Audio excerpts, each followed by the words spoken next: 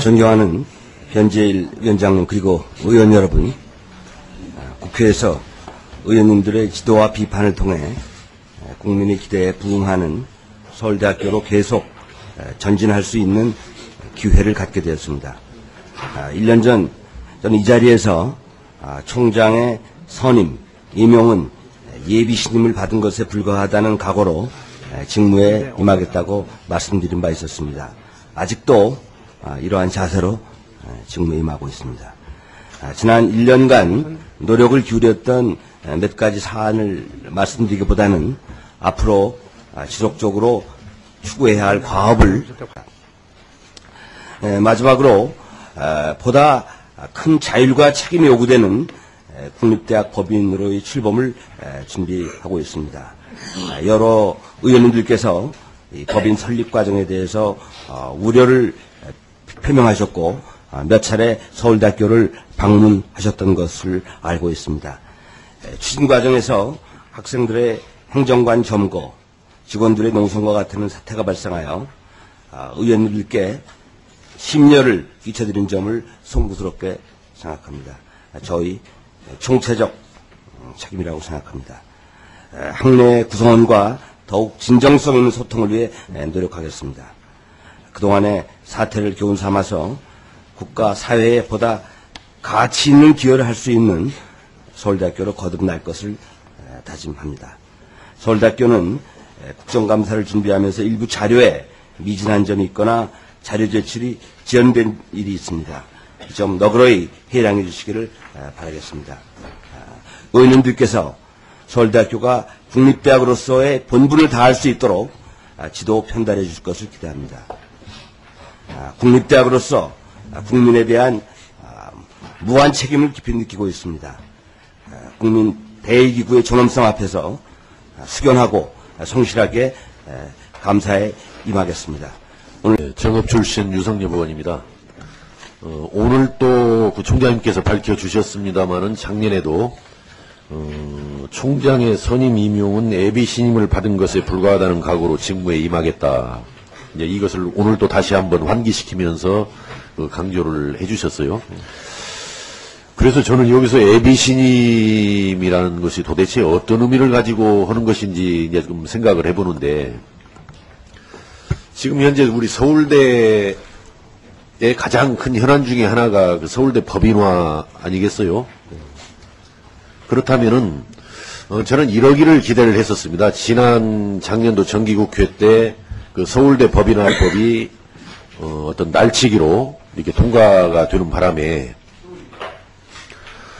대단히 참 불안정한 상태에서 지금 서울대 최대 현안인 법인화가 이렇게 추진이 되고 있단 말이죠. 그러면은 저는 우리 총장님께서 이렇게 해주시기를 좀 기대를 했어요. 아무리 국회에서는 정치적인 사정으로 그렇게 날치기 처리가 됐지만은 그래도 우리 서울대가 정말 일대 대전환을 하는 이 출발이 그런 날치기 파행으로 출발할 수는 없는 거 아니냐, 이런 인식에서 우리는 그 법을 그대로 시행하기가 좀 어렵겠다. 또 여러 가지 구성원들의 의견 수렴도 미흡한 바가 많다.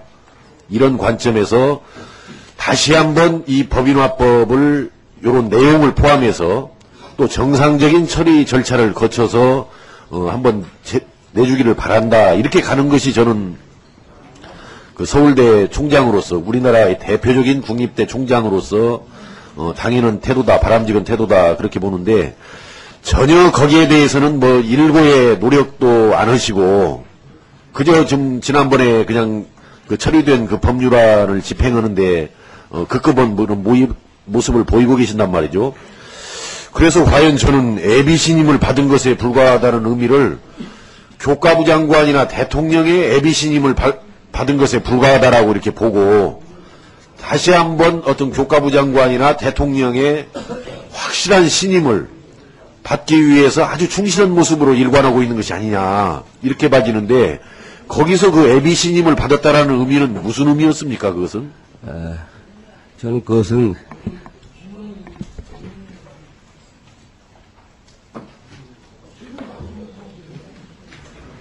예. 답변하세요. 예. 그것은 저희 공직관에 대한 그 개인적인 저희 생각입니다. 뭐 그런 의미는 아니죠. 예. 다시 한번 뭐 교과부 장관이나 예, 대통령한테 그 충성을 부분이 아니고. 다해서 신임을 확실히 확인하겠다라는 그런 그, 의미는 아니죠. 저 근데 말씀- 저는 마치 그 일련의 과정을 보면은 서울대 법인화법을 자툰 날치기 파행으로 처리된 이 법을 아주 충실하게 잘 수행을 해서 교과부 장관이나 대통령의 확실한 신임을 받겠다. 이렇게 비춰져서 좀 전혀 그런 건 아니고요. 저는 공직관을 말씀드리면은 어떤 자리에 임용됐다라고 할 때 예, 알겠습니다. 아니, 그런 진지한 자세로 가야 하는데 구성원들의 뜻에 맞는 책무를 예. 수행했을 때 예. 그것이 사후적으로 명실상부한 신임의 의미라고 하는 뜻으로 개인적인 공직관을 가지고 예, 있습니다. 알겠습니다. 그 당시에 제가 이제 작년에 국정감사 때 이런 질문이 있었어요. 총장 선임 방법에 있어서 제가 그때 문제 제기를 했었죠. 법인화와 관련돼서도 했던 것입니다. 이게 현행 직선제 총장 선임 방법이 부작용도 있고 문제점을 지적하는 분들도 많다. 또 저도 거기에 일부 또 동의하는 바도 있다. 그러나 이 총장 선임을 간선제로 돌아갔을 때 자칫하면은 장관이나 대통령의 인사권을 오히려 강화시켜서 법인화가 되면서도 오히려 자율과 이런 것을 강조한다라고 하면서도 오히려 대통령한테 매이게 되는 교과부 장관한테 매이게 되는 관치로 회귀되는 우려가 있다. 이렇게 해서 뭔가 이 총장 선임 방법은 이렇게 무조건 간선제로 돌아가는 것은 문제가 있기 때문에 제3의 대안을 한번 검토해서 제시해 줄 용의가 없느냐. 제가 이렇게 질의를 했었습니다. 기억나시죠? 네. 그때 아마 총장님께서도 굉장히 좋은 생각이다 이런 취지에서 그러면 다시 한번 서울대 구성원들의 중지를 모으고 또 총장님의 의지를 실어서 새로운 어떤 선임 방법에 대한 대안을 내놓겠다 이렇게 말씀을 하셨단 말이죠. 거기에 대해서 뭐 검토가 전혀 없었습니까? 예. 지금 현행 법에 따르면은 예. 30인의 후보 추천위원회가 예. 총장 예비 후보를 선임하도록 되어 있습니다. 예.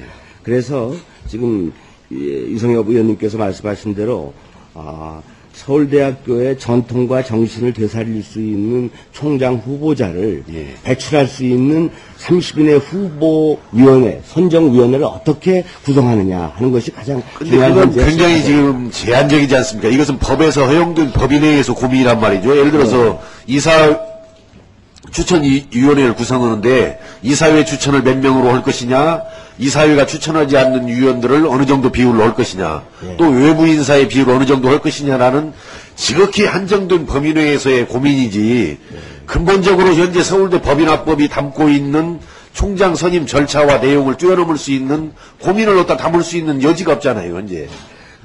제 개인적인 생각으로는 이 후보 선출위원회를 어떻게 구성하느냐에 따라서 서울대학교의 전통과 앞으로의 나아갈 방향을 대변할 수 있는 후보자를 발굴할 수 있는 여지가 있습니다. 그래서라도 저는 이제 이 말씀을 드리는 것은 현재 서울대 법인화법이 담고 있는 여러 가지 그 내용들 문제가 있지만은 제가 지금 대표적으로 총장 선임과 관련해서 말씀을 드리는 겁니다. 그래서 뭔가 좀 근본적인 좀 검토를 해서 이 법의 재개정이라든지 정상적인 처리라든지를 요구하는 것이 합당한 태도였다. 이렇게 말씀을 드리면서 좀 오늘 질의를